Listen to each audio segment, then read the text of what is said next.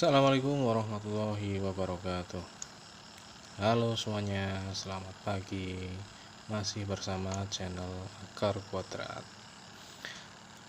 Hari ini kita akan membahas tentang contoh soal dari koordinat kartesius. Siapkan bukunya, siapkan pulpennya, silakan dicatat penjelasan yang saya jelaskan nanti. Ada soal yang seperti ini. Diketahui titik A, B, dan C. Ada 3 titik di mana titik A itu 3,1, B 3,5, dan titik C negatif 2,5. Jika ketiga titik tersebut dihubungkan akan membentuk bangun titik-titik. Nah, jadi soal ini menanyakan bangun apa yang dilihatkan, bangun apa yang dihasilkan dari hubungan antara titik A, B, dan C. Oke, kita akan bahas dengan menggunakan koordinat kartesius. Tapi sebelum ke pembahasan, silakan klik tombol subscribe dulu yang ada di bawah. Nyalakan juga loncengnya agar setiap notifikasi dari channel Akar Kuadrat bisa kalian dapatkan dan bisa langsung kalian simak. Kami juga ada platform lain ya, di Instagram TV dan Facebook dengan nama yang sama, Akar Kuadrat TV untuk Instagram, sedangkan Facebook Akar Kuadrat. Silakan ikuti dan like juga Facebooknya supaya tahu update-update terbaru dari Akar Kuadrat. Oke, kita langsung ke pembahasan. Dari contoh soal tadi yang sudah saya bacakan, ini mengartikan bahwa ada 3 titik A, B, dan C, kemudian dihubungkan, dan kita cari bangun apa yang dihasilkan. Kalau 3 titik ini kita hubungkan, ini mengartikan bahwa 3 titik yang dihubungkan akan membentuk segitiga. Jika ini contoh soal, ada yang mirip yang seperti ini, A, B, dan C, kemudian ini bentuk soal pilihan ganda, maka pastikan jawabannya adalah segitiga. Jangan segi 4 ya, karena hanya ada 3 titik. Kalau 3 titik dihubungkan akan membentuk segitiga. Nah, sedangkan segitiga itu ada beberapa macam, ya, antara lain sama sisi, segitiga sama sisi, segitiga sama kaki, segitiga siku-siku, dan segitiga sembarang. Keempat ini akan saya jelaskan nanti setelah kita ketemu bangun apa yang seperti apa yang akan kita hasilkan. Oke, untuk langkah yang pertama dalam mengerjakan soal yang seperti ini, kita pakai diagram kartesius. Sudah saya siapkan diagram kartesius di mana ada sumbu X dan sumbu Y. Masing-masing sumbu kita batasi dari negatif 2 sampai 7. Kenapa saya batasi ini? Karena kita bisa melihat pada soal bahwa angka terkecil itu negatif 2, sedangkan angka terbesar itu 5 dari ketiga titik itu. Maka kita tidak perlu menggambarkan diagram kartesius dengan skala penomoran yang lebih banyak. Ini sampai ke negatif 10 tidak perlu, karena nantinya banyak ruang yang kosong. Kita cukup dari negatif 2 sampai 5 juga sudah cukup, tapi saya lebihkan sampai 7. Oke. Yang pertama kita gambarkan diagram kartesius sudah.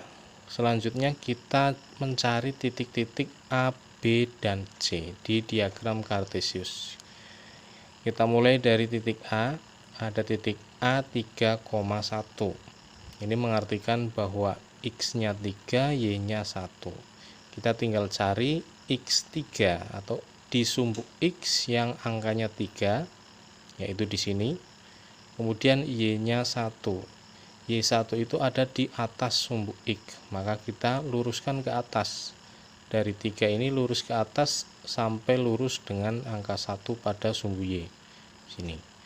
Nah, di sini kita tandai sebagai titik A, 3,1. Kemudian titik B 3,5.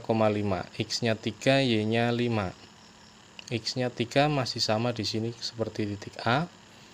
Kita ke atas sampai angka 5 pada sumbu Y. Nah, di sini titik B kita tandai, titik B 3,5. Selanjutnya titik C, negatif 2,5. Langkahnya sama seperti mencari titik A dan titik B, yaitu kalau di sini tertulis negatif 2 untuk X, maka kita cari angka negatif 2, kemudian Y-nya 5. Y5 itu ke atas. Luruskan dengan Y5. Kita tanda di sini sebagai titik C. Setelah diketahui semua titik-titiknya A, B, dan C, maka kita hubungkan dengan sebuah garis, ya. Masing-masing garis itu menghubungkan antara A ke B, B ke C, dan C ke A kembali. Jadi garis itu menutup menjadi sebuah bangun.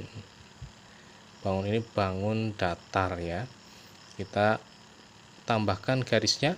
Nah, maka terlihat ini bangun segitiga. Namun ini segitiga apa? Apakah segitiga sama sisi, sama kaki, siku-siku, atau sembarang? Kita bisa lihat satu persatu. Untuk segitiga sama sisi ini mempunyai arti bahwa setiap sisinya panjangnya sama. Kita bisa mengukur. Di sini ada garis A ke B dan B ke C. Dari AB ini jaraknya 4 garis, 1, 2, 3, 4. Sedangkan B ke C ada 1, 2, 3, 4, 5. Sudah beda. Jadi tidak memenuhi syarat segitiga sama sisi. Dari AB dan BC saja sudah berbeda, maka ini bukan segitiga sama sisi. Untuk segitiga sama kaki, ini mengartikan bahwa kalau tadi sama sisi itu tiga-tiganya, nah, sedangkan sama kaki itu hanya 2 sisinya saja. 2 sisinya sama panjang. Nah, AB dan BC ini sudah berbeda. Kemudian kita bisa bandingkan lagi BC dengan CA. CA ini adalah garis miring pada segitiga.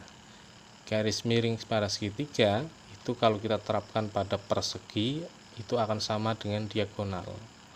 Maka diagonal ini nilainya paling panjang dari sisi-sisi bangun. Nah, di sini bangun segitiga, di sini ada C ke A, itu berarti panjangnya paling panjang. Nah, jadi 3 garis ini berarti kan beda semua. AB, BC, dan CA itu panjangnya berbeda semua. Nah, terus bukan 1, bukan 2. Kemudian ada siku-siku dan sembarang. Kita bisa lihat di sini pada dasar diagram kartesius itu sudah saya gariskan garis kecil-kecil biru. Nah, masing-masing sudut pada titik temu antara 2 garis biru ini itu mengartikan setiap sudutnya sebesar 90 derajat. Nah, 90 derajat ini sama dengan siku-siku. Nah, kalau ada salah satu dari pertemuan 2 garis ini sama besarnya dengan sudut 90 derajat, itu menandakan salah satunya itu menjadi sudut siku-siku. Nah, di sini A itu tidak menjadi siku-siku. Di sini yang siku-siku adalah di B.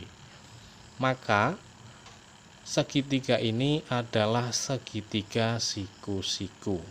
Karena syarat segitiga siku-siku cuma satu.